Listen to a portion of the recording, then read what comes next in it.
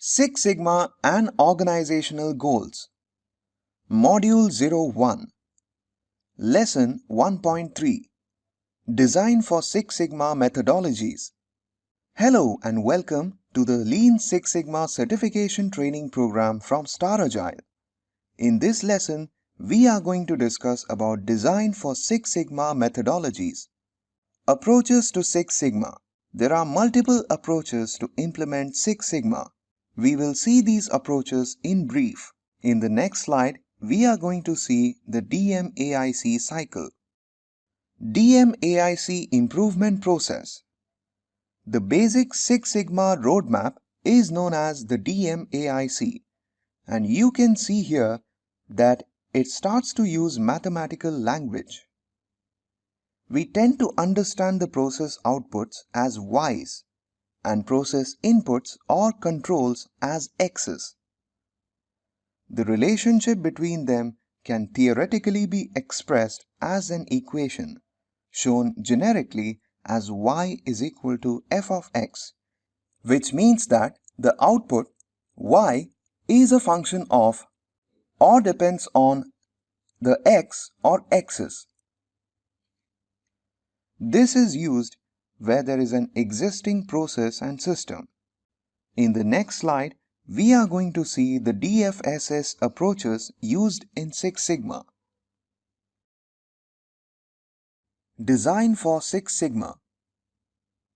DFSS is another methodology where there is no process or we are in the process of developing the processes or completely redesigning the process or system.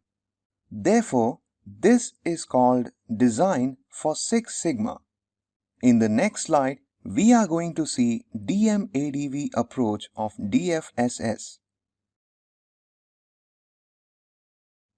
DMadv. DMadv is an approach for DFSS.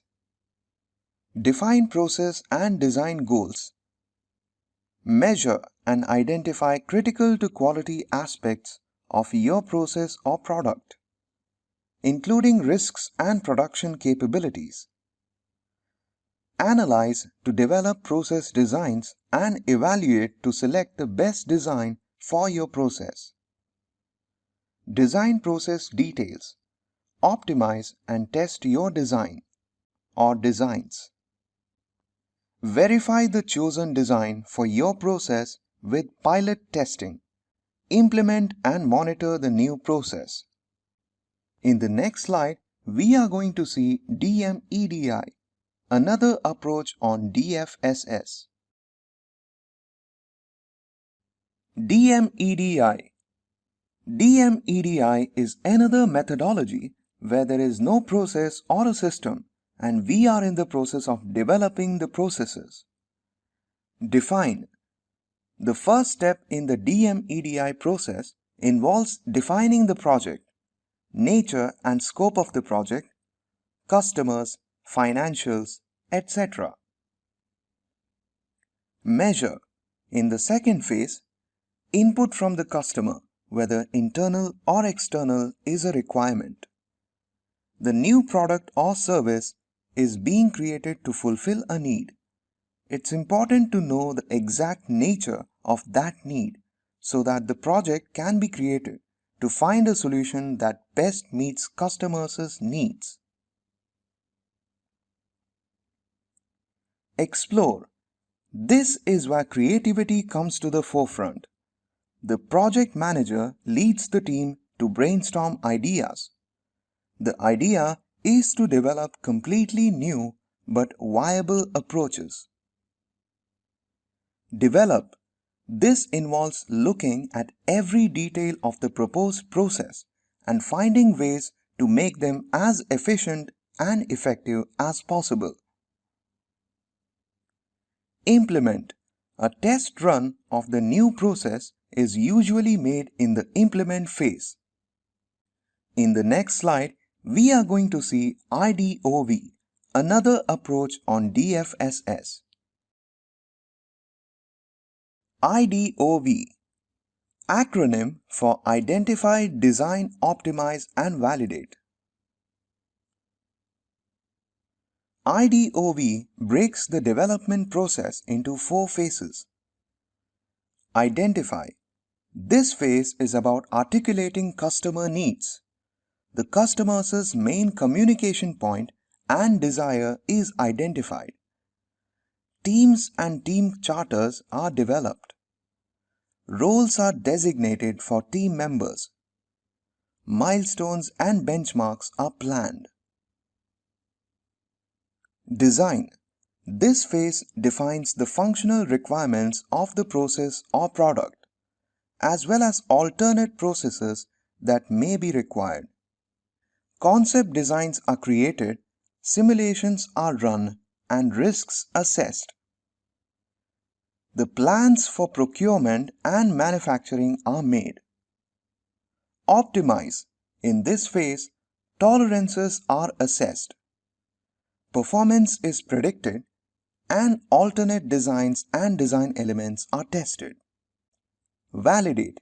In this phase, performance is compared to predictions based on previous simulations. Prototypes are tested, assessed, and validated. Changes to business processes can be made here. In coming slides, we are going to discuss FMEA. Failure Modes and Effects Analysis, FMEA. What is Failure Modes and Effects Analysis, FMEA? FMEA is a systematic way of evaluating potential weaknesses in product design or processes. It has its origins in the American military in the Second World War, published as Mill Standard 1629. It was adopted by NASA for the Apollo program and has been extensively used by them since. Unfortunately, politics and budgets have been seen to overrule the conclusions at times. The method is also mandated in the automotive supply chain, ISO/TS 16949. And variants on the theme are used as risk analysis tools in many industries. In the next slide, we are going to discuss on types of FMEA. Types of FMEA. There are 2 fundamental types of FMEA, design and process. See below. In complex products and systems, the technique can become very cumbersome. However, a functional approach, covered shortly, can assist with this. The 2 main types of FMEA are: Number 1.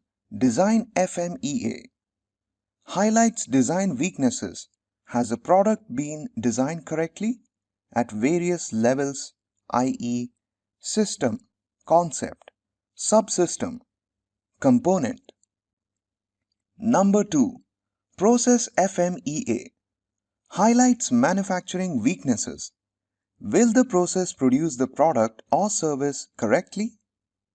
There are also special cases of FMEA. Example: Machine FMEA, a design FMEA applied to machine, and User FMEA, a process FMEA applied to, for example, a product's usage. We will see the details in Improve phase. In coming slides, we are going to summarize the introductory module.